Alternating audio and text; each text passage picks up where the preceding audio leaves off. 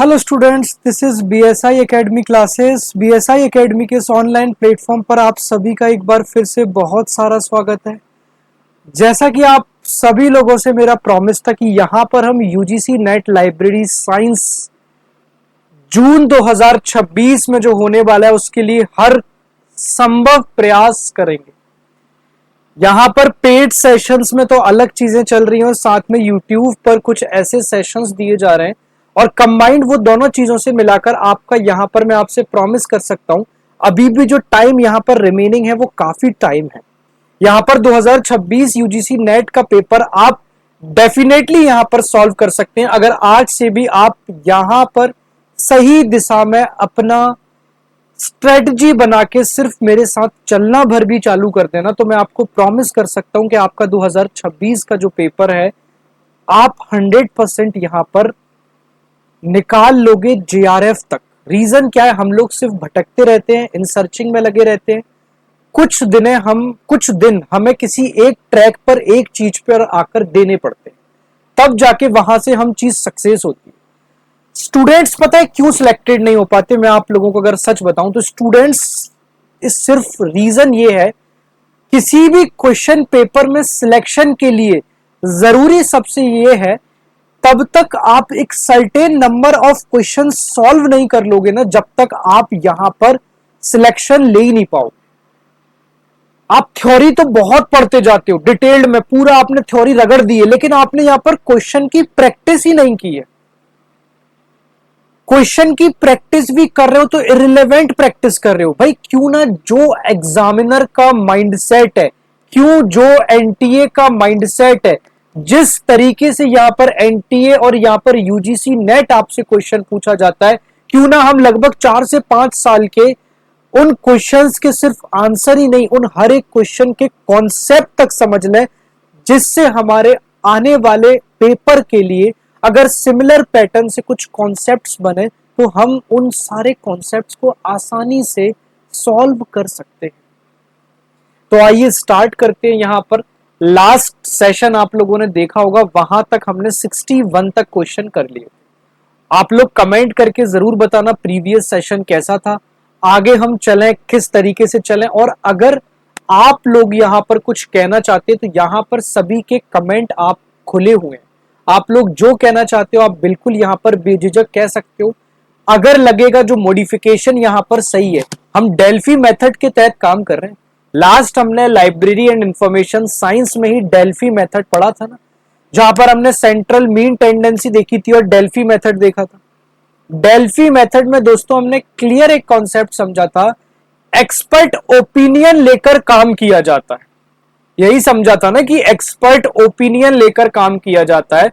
तो Delphi method के अंतर्गत भी यहां पर भी जो हम आपको पढ़ाने के लिए काम कर रहे हैं वो डेल्फी मेथड यहां पर आपसे ओपिनियन लेकर ही काम करेंगे। अगर आप लोगों को ये सीरीज हेल्पफुल लग रही है तो कमेंट करके जरूर बताओ, और भी क्या एड ऑन कर सकते हैं आप बिल्कुल बता सकते हैं। तब तक विदाउट टाइम वेस्ट किए हम 10 क्वेश्चंस को और स्टार्ट करते हैं। 10-10 से लगभग 9 से 10 घंटे में हम पूरा पेपर को detailed and concept wise solve कर लेंगे। आगे के लिए क्वेश्चन समझ लेंगे, क्वेश्चन कैसे आते हैं। तो विदाउट टाइम वेस्ट किए दोस्तों स्टार्ट करते हैं क्वेश्चन नंबर 62 को सॉल्व करना। आप सभी लोगों को पता है क्या हमारे यहाँ पैटर्न चलता है, वही यहां पर जो है आपका क्वेश्चन जो library and information science net के द्वारा जो पेपर हुआ था, यहाँ पर जो यूजीसी नेट यूजीसी के द्वारा लिया गया था वो आपका क्वेश्चन पेपर खुला हुआ है। और यहां पर मैं आप लोगों को बता चुका हूं कि ये मैं अपने लिए आपको बनाकर लाता हूं, क्योंकि इंग्लिश और हिंदी यहां पर दोनों चीजें आपको एक ही लैंग्वेज में मिल जाए। क्लियर? तो क्वेश्चन नंबर 62 है दोस्तों, हम स्टार्ट करते हैं। In the context of change management arrange the 5 steps of grief introduced by doctor Elizabeth Kübler-Ross in 1969 in correct order. Clear है? क्वेश्चन समझ आया? यहां पर स्टेजेस ऑफ ग्रीफ की बात की गई जो 1969 में डॉक्टर एलिजाबेथ कुबलर-रॉस के द्वारा दिया गया था। अब उस स्टेजेस में पहला चरण कौन सा था और आखिरी चरण कौन सा था, और वो चेंज मैनेजमेंट के लिए कैसे यूज किया जाता है, ये आपसे पूछा गया है। एक बार दोस्तों इस क्वेश्चन को कंप्लीट हिंदी में भी हम लोग समझेंगे कि परिवर्तन प्रबंधन यानी कि चेंज मैनेजमेंट के संदर्भ में डॉक्टर एलिजाबेथ क्यूबलर रॉस द्वारा 1969 में प्रस्तुत शोक के 5 चरणों को सही क्रम में यहां पर व्यवस्थित करना है। ठीक है, तो 5 स्टेजेस ऑफ ग्रीफ की हम बात कर रहे हैं। 5 स्टेजेस ऑफ ग्रीफ की दोस्तों हम बात कर रहे हैं। ये कुबलर रॉस ने, किसने यहां पर, ये कुबलर रॉस ने 1969 में, कब यहां पर, तो 1969 में चेंज मैनेजमेंट के थ्रू यहां पर ये स्कीम दी थी। किसके थ्रू दोस्तों? चेंज मैनेजमेंट के थ्रू। क्लियर है यहां तक? अब अगर इसका डिटेल्ड एक्सप्लेनेशन देखें तो डॉक्टर एलिजाबेथ कुबलर रॉस जो थे, इन्होंने 1969 में अपनी book on death and dying में, यानी कि ऑन डेथ एंड डाइंग ने इन्होंने एक पुस्तक लिखी थी।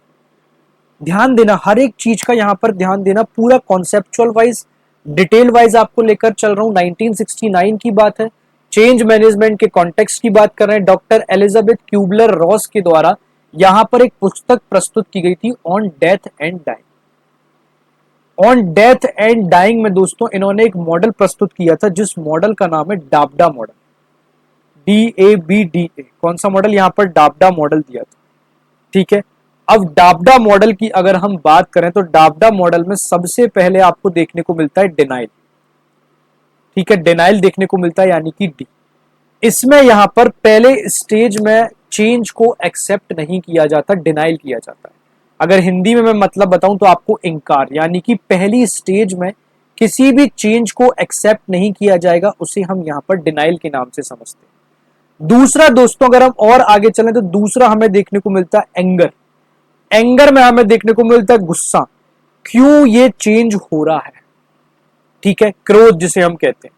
थर्ड अगर यहां पर इन्होंने दिया था तो वो दिया था बार्गेनिंग। कौन सा दिया था? बार्गेनिंग।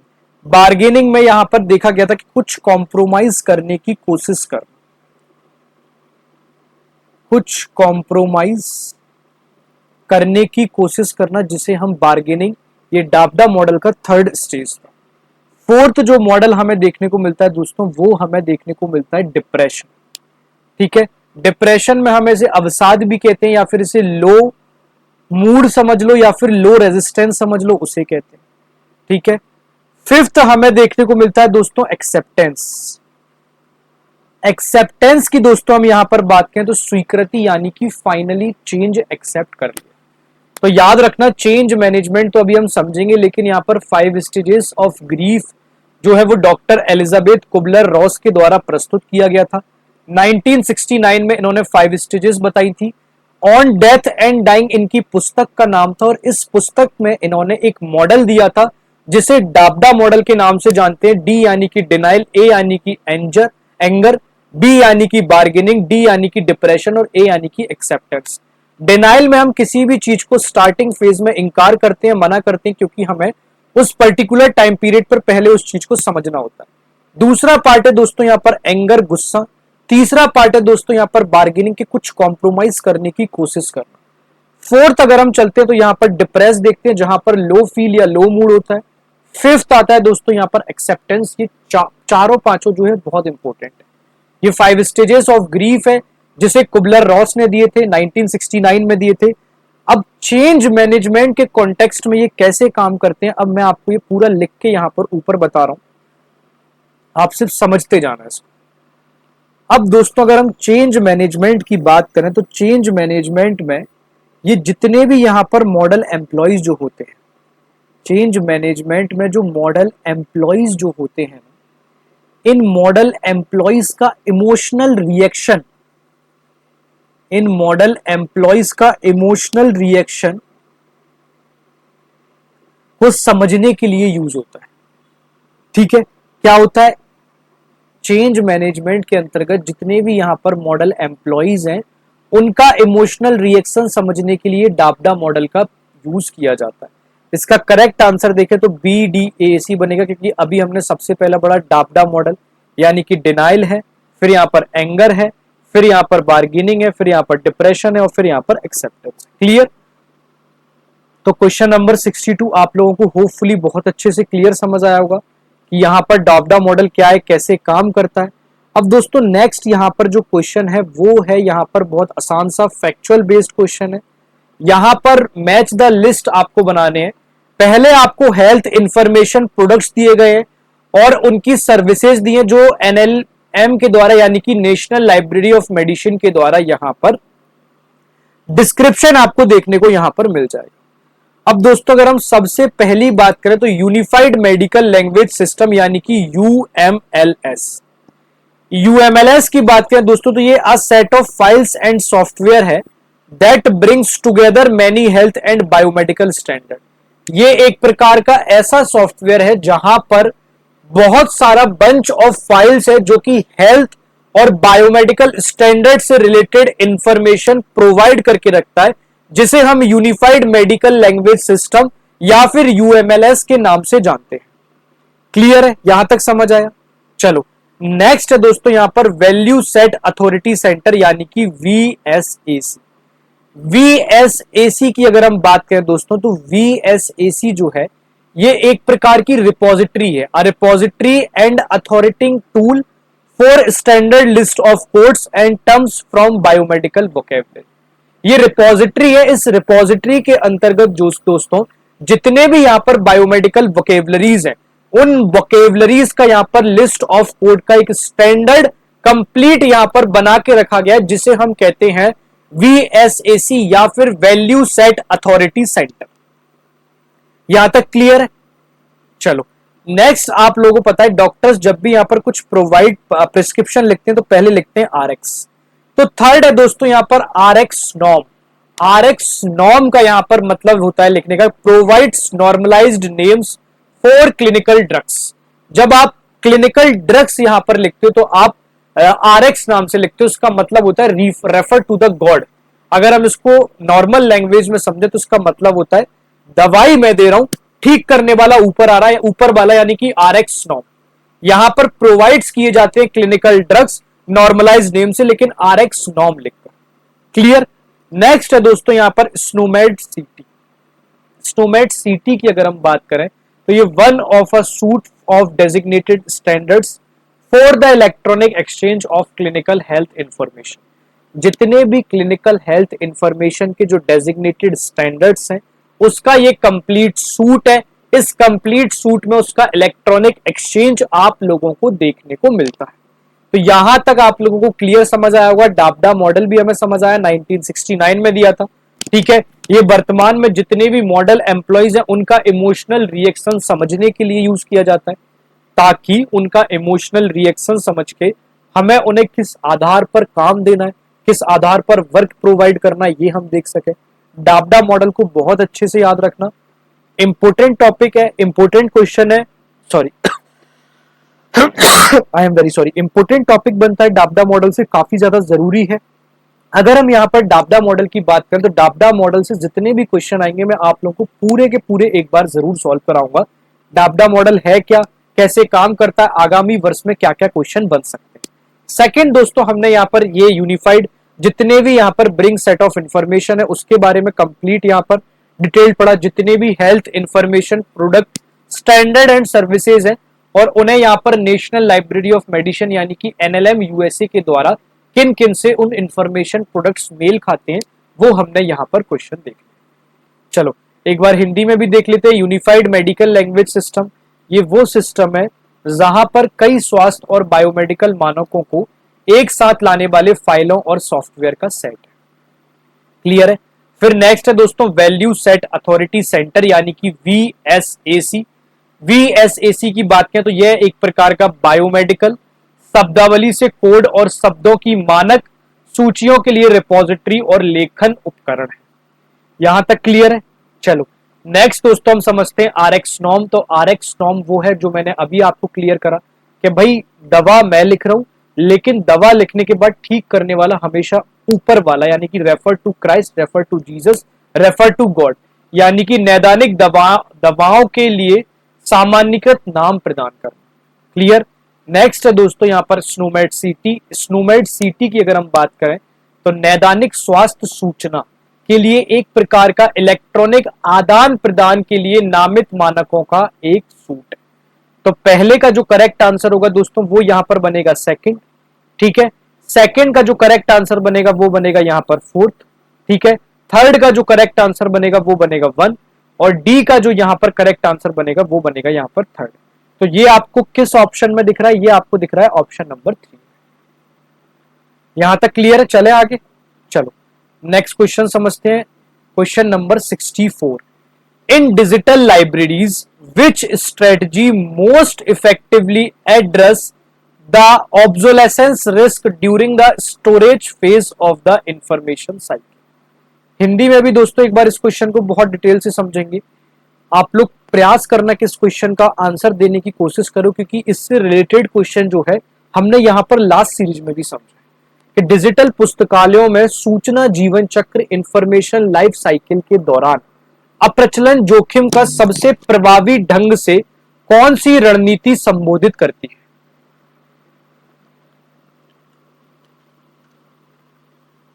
इंफॉर्मेशन लाइफ साइकिल आप लोगों को पता होगा, हमने पहले पढ़ा था, डिजर्सन पढ़ा था बहुत अच्छे से। बताओ इसका क्या आंसर होगा?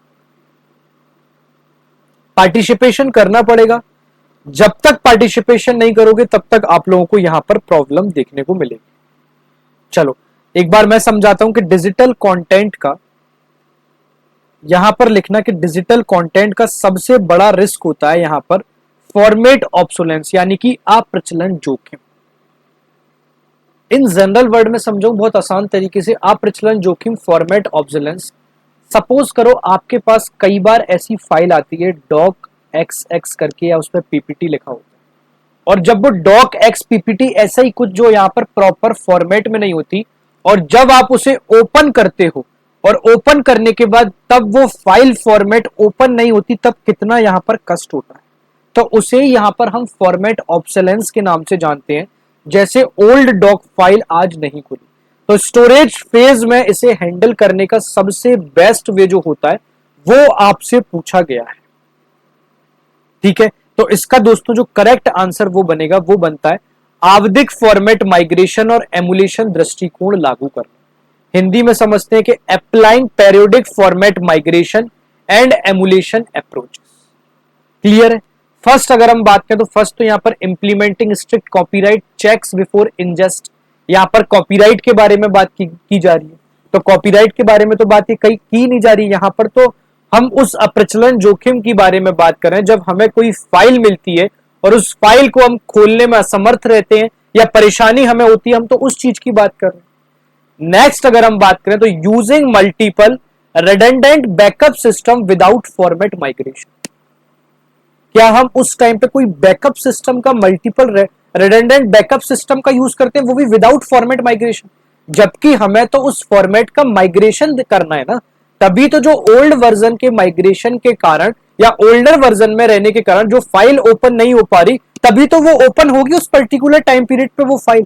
तो वो टाइम पीरियड तो ऐसा बन रहा है कि जब हमें यहां पर दोस्तों वो नई फाइल या फिर नया माइग्रेशन यूज करना है, ना का पुराना माइग्रेशन छोड़ना है, तो हमें तो अप्लाई करना है। तो ये भी दोस्तों यहां पर गलत हो जाएगा।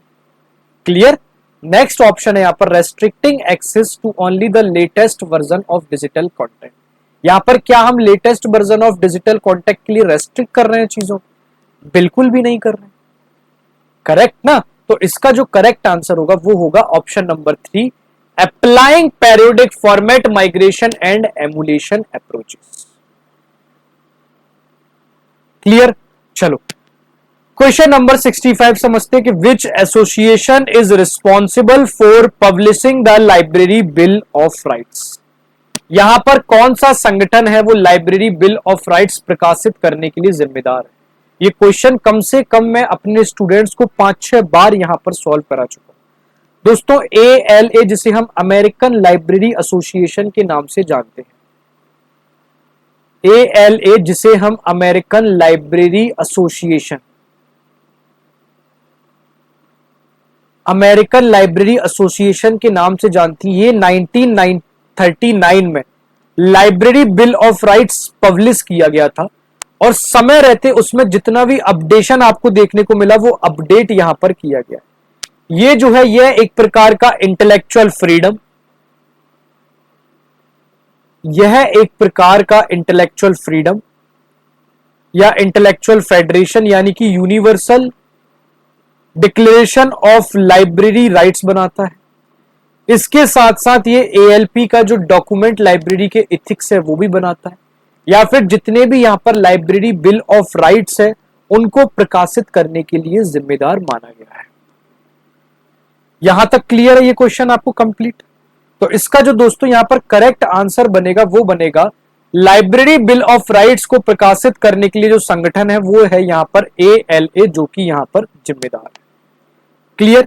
चलो क्वेश्चन नंबर 66 देखते हैं। Commercial web syndication can be categorised by mirror of the whole scientific content, business models, types of content, purpose of content, या फिर methods for selecting distributor partners. जो भी विद्यार्थी हिंदी मीडियम वाले हम एक बार उनके लिए भी डिस्कस करते हैं। जो यहां पर वाणिज्यिक वेब सिंडिकेशन है उसको निम्नलिखित में से कैसे वर्गीकृत किया जा सकता है? क्या यह पूरे वैज्ञानिक सामग्री का मिरर है? क्या यह एक प्रकार का व्यवसाय मॉडल है? क्या यह सामग्री के प्रकार है, या फिर यह सामग्री का उद्देश्य है, या फिर दोस्तों ये वितरण भागीदारों का चयन करने की विधियां हैं? बताओ। तो दोस्तों अगर हम इसको डिटेल्ड में समझने की कोशिश करें तो बहुत सिंपल क्वेश्चन है, ठीक है। जो कमर्शियल वेब सिंडिकेशन है, ठीक है, जैसे आरएसएस हो गया, आरएसएस फीड्स हो गया, या फिर कंटेंट लाइसेंसिंग हो गया, ठीक है, content licensing, content in licensing या आरएसएस फीड, इन कंटेंट को मेनली तीन तरीके से कैटेगराइज किया जा सकता है, ठीक है। सबसे पहले इनको कैटेगराइज करने का जो तरीका होता है वो होता है यहां पर बिजनेस मॉडल्स के तहत। जो हमारे यहां पर बिजनेस मॉडल्स होते हैं उनके तहत यहां पर कैटेगराइज किया जाता है। जैसे एक आप पेड अप मॉडल देखते हो, एक आप फ्री मॉडल देखते हो, या एक फिर आप सब्सक्रिप्शन मॉडल देखते हो। दूसरा, इन बिजनेस मॉडल्स में ध्यान दिया जाता है किन टाइप्स ऑफ कंटेंट को यहां पर डिलीवर यहां पर किया जा रहा है। तो सबसे पहले इन टाइप्स ऑफ कंटेंट में फुल कंटेंट के बारे में बात की जाती है। दूसरा, यहां पर फुल कंटेंट के बाद यहां पर समरीज के बारे में बात की जाती है। समरीज के बाद दोस्तों यहां पर आरएसएस या फिर एटम फीड्स के बारे में बात की जाती है, जो हम यहां पर देख रहे हैं आरएसएस फीड। क्लियर? और फिर हम यहां पर देखते हैं method for selecting distributed partner. हमें यहां पर ये सब सिलेक्ट करने के बाद जो डिस्ट्रीब्यूशन करना है अपनी इन चीजों का, उसका मेथड क्या होना चाहिए। क्लियर है? तो इसका अगर यहां पर करेक्ट आंसर बनेगा तो वो बनेगा यहां पर business model, types of content और यहां पर ई, मतलब ए, ठीक है, B C E only, sorry, business models, फिर यहां पर टाइप्स ऑफ कंटेंट और methods for selecting distribution partner. तो जो वाणिज्यिक वेब सिंडिकेशन है यानी कि कमर्शियल वेब सिंडिकेशन है, उसको कैटेगराइज करने का जो तरीका है वो यहां पर उन तीन तरीकों में इनको कैटेगराइज किया जाता है। सबसे पहला कैटेगराइजेशन का मॉडल अगर हम देखें तो वो है दोस्तों यहां पर बिजनेस मॉडल। बिजनेस मॉडल चाहे पेड अप मॉडल हो सकता है, चाहे फ्री मॉडल हो सकता है। इस बिजनेस मॉडल को अपनाने के बाद हम टाइप्स ऑफ कंटेंट पे जाते हैं कि यहां पर जो टाइप्स ऑफ कंटेंट है वो फुल कंटेंट होना चाहिए, ठीक है, या फिर आरएसएस ऑटोमेशन फीड होना चाहिए। जब टाइप ऑफ कंटेंट भी हम लोगों ने यहां पर सिलेक्ट कर लिया है तो उसके बाद जो तीसरी स्टेज हम देखते हैं वो देखते हैं methods for selecting distribution partners. Clear है? चलो क्वेश्चन नंबर 67 देखते हैं। Arrange the following 6 sigma stages in the correct sequence. 6 sigma stages, कौन सी चीज की बात हम कर रहे हैं यहां पर? 6 सिग्मा स्टेजेस की हम यहां पर बात कर रहे हैं। 6 सिग्मा स्टेजेस का अगर यहां पर दोस्तों जो करेक्ट सीक्वेंस यहां पर बनेगा तो वो बनता है दोस्तों 6 सिग्मा स्टेजेस को एक यहां पर हम डीमैक्स साइकिल के नाम से जानते हैं। डीमैक्स साइकिल के नाम से जानते हैं। 6 सिग्मा स्टेजेस का जो स्टैंडर्ड साइकिल है उसमें सबसे पहले आपको देखने को मिलता है डिफाइन, यानी कि 6 सिग्मा स्टेजेस में सबसे पहला जो स्टैंडर्ड है वो है डिफाइन। इसके अंतर्गत ये देखने को मिलता है कि प्रॉब्लम को सॉल्व कैसे करना। फिर दोस्तों सेकंड जो है वो है यहां पर मेजर, यानी कि डेटा को कलेक्ट करो। आपने अगर प्रॉब्लम को डिफाइन यहां पर कर लिया है तो उस पर्टिकुलर प्रॉब्लम को कलेक्ट करना भी जरूरी है, ठीक है। फिर आपको जो दोस्तों यहां पर देखने को मिलेगा वो मिलेगा एनालाइज। एनालाइज में अगर हम देखते हैं तो वो देखते हैं कि रूट कॉज फाइंड करो, ठीक है। उसके बाद दोस्तों हम यहां पर हमें जो देखने को मिलता है वो देखने को मिलता है आई। जब रूट कॉज डिफाइन कर ही लिया है हमने तो उसके इंप्रूव मेथड पर जाने का ट्राई करो, यानी कि उसके सॉल्यूशन पर जाओ, उसके इंप्लीमेंट अप्रोच पर जाओ, जो कि आप लोगों को देखना जरूरी होता है। ये करने के बाद जो लास्ट का स्टैंडर्ड बनता है वो बचता है दोस्तों यहां पर कंट्रोल, यानी कि सॉल्यूशन करो उसका और मॉनिटरिंग करो। ये लीन सिक्स सिग्मा का सिक्स फ्रेम को कोरबर्ग माना जाता है। इसके तहत हम किसी भी प्रॉब्लम्स को सॉल्व करने के लिए यहां पर देखते हैं। तो उसका करेक्ट आंसर जो बन रहा है वो बन रहा है CBEDA। क्लियर है, सिंपल क्वेश्चन था, ठीक है। 68 भी आपका काफी सिंपल क्वेश्चन है। The multicultural library manifesto was primarily developed. इस क्वेश्चन को मैंने जो पेड सेशंस के जितने भी स्टूडेंट्स हैं जिन्होंने पेड बैच BSI एकेडमी के द्वारा लिया रखा है, इस डायरेक्ट क्वेश्चन को कम से कम उन्होंने 3 से 4 बार तो मॉक में ही सॉल्व किया है, ठीक है। तो द मल्टीकल्चरल लाइब्रेरी मैनिफेस्टो है, इसे यहां पर IFLA यानी कि इंटरनेशनल फेडरल लाइब्रेरी एसोसिएशन ने 2006-2008 में मल्टीकल्चरल लाइब्रेरी मैनिफेस्टो डेवलप किया था, ठीक है। इस मैनिफेस्टो को डेवलप करने के लिए IFLA ने यूनेस्को के साथ यहां पर कोलैबोरेशन भी किया था। अब इसका कार्य क्या है, तो ये लाइब्रेरीज को जो मल्टीकल्चरल कम्युनिटीज होती हैं उन मल्टीकल्चरल कम्युनिटीज के लिए इंक्लूसिव बनाने के लिए गाइडलाइंस देता है, और यूनेस्को जो है यूनेस्को इसे सपोर्ट करता है। अगर हम यहां पर प्राइमरी डेवलपर की बात करें, ठीक है, अगर हम यहां पर प्राइमरी डेवलपर की बात करें तो प्राइमरी डेवलपर तो हमें यहां पर IFLA ही देखने को मिलता है, लेकिन अगर इसका कोलैबोरेशन किसी ने किया है यानी कि इसका सहयोग अगर किसी ने किया है तो इसका सहयोग करने का जो काम करता है वो करता है दोस्तों यहां पर यूनेस्को। क्लियर, तो 68 का जो करेक्ट आंसर बन रहा है वो बन रहा है यहां पर IFLA। क्लियर है, समझ आया। हम 2 क्वेश्चन और करेंगे 69 और 70, फिर हम नेक्स्ट क्वेश्चन को हम बाद में चलेंगे। हम 10-10 क्वेश्चन लेके चल रहे हैं जिससे हम कंप्लीट डिटेल्ड पैटर्न भी समझ सके कि क्या यहां पर आपका डिटेल बन रहा है क्या नहीं बन रहा। क्लियर है ना, एक सेकेंड दोस्तों बस।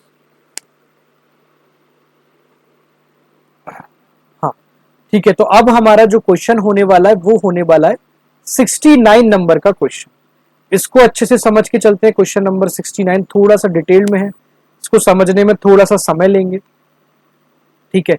यहां पर आपसे पूछा गया कि give below are 2 statement, one is labelled as assertion A and the other is labelled as reason R, ठीक है। POPSI depends on classification schedules to derive terms because it follows the same chain building process as chain index. In the light of the above statement, choose the most appropriate answer from the options given below. निम्नलिखित 2 कथन दिए गए हैं, एक को अभिकथन A और दूसरे को कारण R के रूप में चिन्हित किया गया है। पॉप्सी शब्द को प्राप्त करने के लिए वर्गीकरण अनुसूचियों पर निर्भर करता है क्योंकि यह चेन इंडेक्सिंग की तरह चेन बिल्डिंग प्रक्रिया का पालन करता है। बताओ इसका करेक्ट आंसर क्या होगा।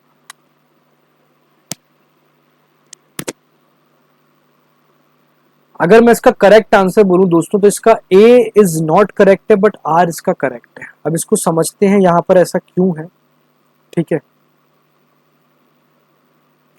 अगर दोस्तों यहां पर समझना, एक मेरा टैब यहां पर कुछ इशू कर रहा है तो मैं आपको बताता जा रहा हूं। जो पॉप्सी है, पॉप्सी यहां पर डिपेंड्स ऑन क्लासिफिकेशन शेड्यूल्स का डिराइव टर्म है। पॉप्सी क्या है, डिपेंड्स ऑन क्लासिफिकेशन का शेड्यूल का डिराइव टर्म है। इसे यहां पर भट्टाचार्य डेलिबरेटली क्लासिफिकेशन स्कीम ने इंडिपेंडेंट बनाया गया था। ये चेन इंडेक्सिंग की तरह क्लास लेवल पर डिपेंड नहीं करता। और यहां पर क्या पूछा गया है कि जो यहां पर क्लास इंडेक्सिंग पर ये डिपेंड करता है या नहीं करता, तो ये डिपेंड दोस्तों यहां पर नहीं करता, इसलिए पहला वाला क्वेश्चन का आंसर जो है गलत है। क्लियर है सॉरी, चलो लास्ट क्वेश्चन समझ लें। Question number 70। क्वेश्चन नंबर 70 है दोस्तों, arrange the following stages of the reference interview in the correct sequence. यहां पर आपको जो स्टेजेस ऑफ रेफरेंस इंटरव्यू है उनके करेक्ट सीक्वेंस में आपको यहां पर जमाना है। ठीक है, अगर दोस्तों यहां पर बात करें तो एक टर्म आपको देखने को मिलेगा जिसका नाम है यहां पर रूसा। इसे reference and user service association के अकॉर्डिंग रेफरेंस एंड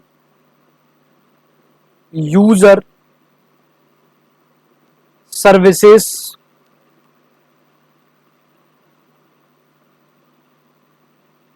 एसोसिएशन के अकॉर्डिंग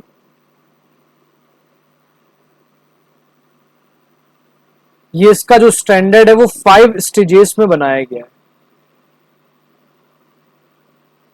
5 स्टेजेस में बनाया गया है। ठीक है, सबसे पहला जो स्टेजेस है दोस्तों वो है एस्टेब्लिशिंग रिपोर्ट विथ यूजर। ठीक है, क्या है एस्टेब्लिशिंग रिपोर्ट विथ यूजर? यानी कि किसी भी चीज को बनाने के लिए सबसे पहले जरूरी है ट्रस्ट बिल्ड करना। ट्रस्ट बिल्ड करना। दूसरा है दोस्तों discussing and clarifying the question. Trust तो बिल्ड कर लिया, अब सामने वाले का जो क्वेश्चन है उस क्वेश्चन को समझना भी यहां पर जरूरी है। थर्ड जो आपको देखने को मिलता है वो मिलता है developing strategy for successful search. यानी कि आपने किसी भी पर्टिकुलर टर्म के लिए ट्रस्ट बिल्ड कर लिया। ट्रस्ट बिल्ड करने के लिए discussing and clarifying the question, यानी कि उस क्वेश्चन को समझ लिया। यहां पर जो थर्ड इंडिकेशन है वो है developing strategy for successful search. यानी कि एक प्रॉपर स्ट्रेटजी के साथ में एक सर्च प्लान बनाना। एक सर्च प्लान बनाना भी यहां पर जरूरी है। चौथा अगर हम बात करें तो finding the information and evaluating it. यानी कि ये सब करने के बाद चीजों को सर्च कर लिया, अब सर्च करने के साथ साथ उस पर्टिकुलर टर्म को यहां पर इवेल्युएट करना भी तो बहुत ज्यादा जरूरी है ना। तो सर्च करने के साथ साथ उन चीजों को इवेल्यूट कर लिया। अब इवेल्यूट करने के बाद उसका रेगुलर फॉलोअप लेना कि यूजर जो है इन सारी सर्विसेज से सेटिस्फाइड हो भी रहा या नहीं हो रहा है ना। तो इसका जो करेक्ट आंसर होगा वो ऑप्शन नंबर 3 होगा। सबसे पहले तो आपने एस्टेब्लिशिंग रिपोर्ट बनाई, फिर आपने डिस्कस किया, फिर आपने एक सक्सेसफुल स्ट्रेटजी के साथ में सक्सेसफुल सर्च बनाया, फिर पर्टिकुलर आपने finding the information and evaluate करा और लास्ट में आपने उस पर्टिकुलर सेशंस के लिए फॉलो अप किया। तो ये दोस्तों आपने 10 क्वेश्चंस, आज थोड़े से आसान क्वेश्चंस थे इसलिए ये आपको कम टाइमिंग में लग रहे हैं।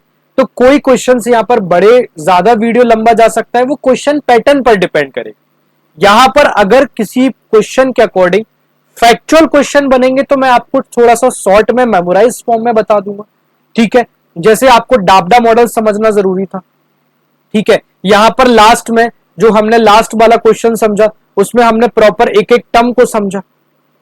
ठीक है, एक एक टर्म को हमने समझा कि सबसे पहले यहां पर रिपोर्ट बनाना जरूरी है तब कि ट्रस्ट बिल्ड हो सके।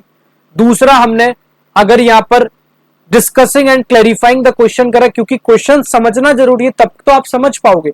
जब दोस्तों क्वेश्चन बना लिए तो क्वेश्चन बनाने के बाद पर्टिकुलर उसकी स्ट्रेटजी और सक्सेसफुल सर्चिंग पर रहकर काम करना जरूरी है।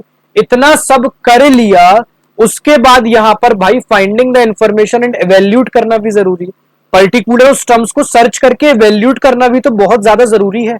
लास्ट में फॉलो अप भी तो बचता है, अगर फॉलो अप नहीं करोगे तो कैसे चीजें मैनेज होंगी। यहां पर यूजर का सेटिस्फेक्शन तो बहुत मेन इंपोर्टेंट रोल प्ले करता है। तो ये दोस्तों जितनी भी यहां पर ये सारी चीजें ये आप सभी लोगों के लिए बहुत ज्यादा इंपॉर्टेंट है। अब जहां पर डिटेल समझाने की जरूरत है, जैसे डाबडा मॉडल हो गया, वहां पर हम इन डिटेल गए। जहां पर डिटेल समझने की और समझाने की जरूरत नहीं है उसको हमने शॉर्ट में यहां पर डील कर लिया। क्लियर? आज की वीडियो को यहीं बाइंड अप करेंगे। पेड सेशंस अगर आप लोगे तो यहां पर पेड कोर्सेज में आपको इन डिटेल इन डेप्थ में पढ़ाया जा रहा है। वहां पर सिर्फ यहां पर जैसे हम प्रीवियस पेपर के क्वेश्चन सॉल्व करके ये समझ रहे हैं कि यहां पर लास्ट के हमारे पेपर में यहां पर एग्जामिनर का माइंडसेट क्या रहता है, वहां पर हम आपके प्रैक्टिस क्वेश्चन सॉल्व कराते हैं जो आपके आने वाले एग्जाम्स में आने की बहुत ज्यादा चांसेस है, रिलेटेड करते हैं पूरे के पूरे यहां से।